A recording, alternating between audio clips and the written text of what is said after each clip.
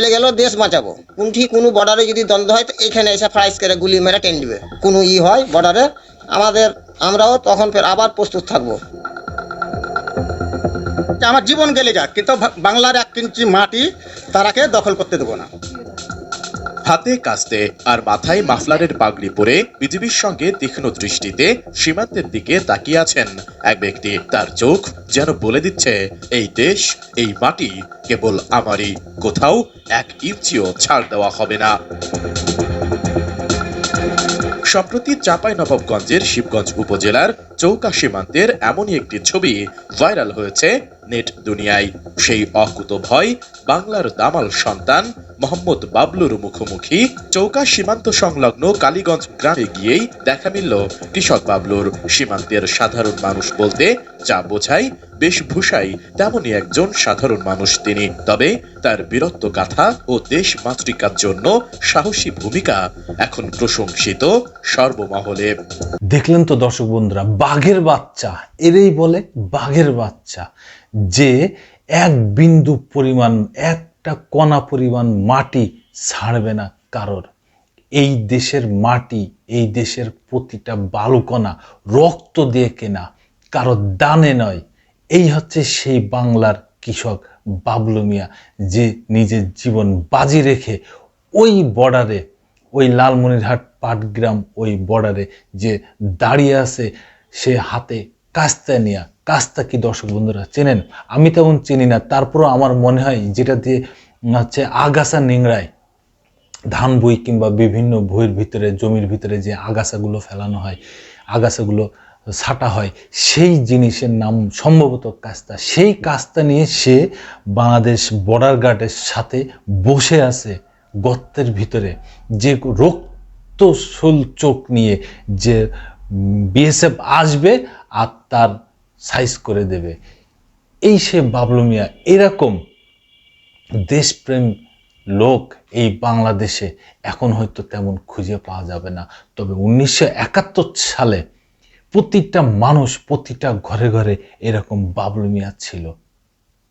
সেই বাবলু মিয়াদের কারণে আজকের এই স্বাধীন বাংলাদেশ, আজকের এই সার্বভৌমত্ব বাংলাদেশ। সেই বাংলাদেশের উপরে কেউ তাবেদারি করবে, সেই বাংলাদেশের উপরে কেউ ঘাড়ে চেপে বসবে, সেটা আর হবে না, সেটা আর সম্ভব না। টানা 15 বছর হাসিনা ভারতকে শুধু দিয়েই গেছে। হাসিনা নিজে বলেছেন, আমি যা দিয়েছি ভারতকে, ভারত জীবনে তা কল্পনাও করে নাই। আর ভারত ভিক্ষার ঝুড়ি নিয়ে, ভিক্ষার হাত নিয়ে এই বাংলাদেশের কাছ থেকে, ভারত হাসিনার কাছ থেকে শুধু নিয়েই গেছেন। কিন্তু একবারও হাসিনা বলেন নাই ভারত কি দিছে বাংলাদেশে বা তাকে কি দিছে, বলে নাই। এইসব বীর পুরুষ, এইসব আমি বলি যে এরা এখনকার বর্তমান মুক্তিযোদ্ধা, এদের কারণেই এই বাংলাদেশ এখনো উজ্জীবিত, এই বাংলাদেশ এখনো সগর্বে বিশ্বের সাথে তাল মিলিয়ে সামনে এগিয়ে যাচ্ছে।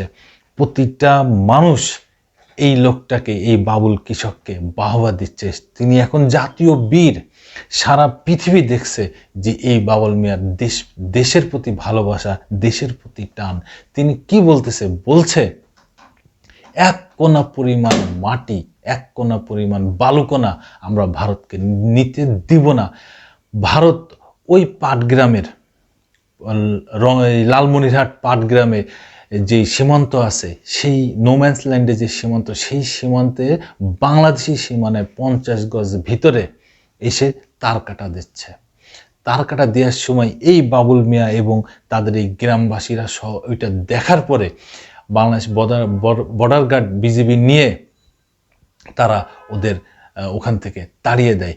সেই থেকে বিএসএফ ওখানে মানে একটা থমথমে অবস্থান বিরাজ করে রাখছে, যে কোনো সময় তারা তাদের পরে হামলাও করতে পারে, এবং অলরেডি মাঝে মাঝে তারা হামলা করতেছেও। কিন্তু এই বাবুল মিয়াদের মতো লোকজন সেসব হামলা প্রতিরোধ করতেছে। সেখানে তারা বিএসএফদের ওখান থেকে তাড়িয়ে দিয়েছে, এবং বিএসএফ দূরের থেকে জয় শ্রীরাম বলে চিৎকার করতেছে। আর বাংলাদেশের এই কৃষক, এই সাধারণ মানুষ যারা আল্লাহু আকবার ধ্বনি দিয়ে তাদের তাবড় মারতেছে, তারা দৌড় মেরে দূরে সরে চলে যাচ্ছে। এই হচ্ছে বাবুল মিয়া। দেখে রাখুন আপনারা। সে একজন সাধারণ কৃষক, তার কিন্তু চাওয়া পাওয়া নেই যে বাংলাদেশের প্রধানমন্ত্রী হবে, স্বরাষ্ট্রমন্ত্রী হবে, অর্থমন্ত্রী হবে, এইসব চাওয়া পাওয়া নেই। সে বাংলাদেশের সবচেয়ে বড় ব্যবসায়ী হবে, এইসব চাওয়া পাওয়া নেই। কিন্তু তার দেশপ্রেমটা দেখেন, তার মাটির প্রতি তার ভালোবাসা দেখেন, তার চেহারাটা দেখেন, রোদে পুড়ে অঙ্গার হয়ে গেছে। আর বাংলাদেশে যারা সারা দিন যারা টিভির সামনে বসে ভালোবাসি বাংলাদেশকে, আমার সোনার বাংলা চিল্লায় চিল্লায় অজ্ঞান হয়ে যাচ্ছে, তাদের চেহারা দেখেন, মুখ দিয়ে, গাল দিয়ে, শরীর দিয়ে তাদের মুখে তেল পড়ে। তাদেরকে একবারও দেখেছেন এই বাবুল মিয়ার মতো ভালোবাসা দেখাইতে, বাবুল মিয়ার মতো ত্যাগ স্বীকার করতে, যে নিজের জীবন বাজি রেখে ওই বর্ডারে, ওই গর্তের ভিতরে বসে আছে বাংলাদেশের যেই বর্ডার গার্ড বিজেপির সাথে?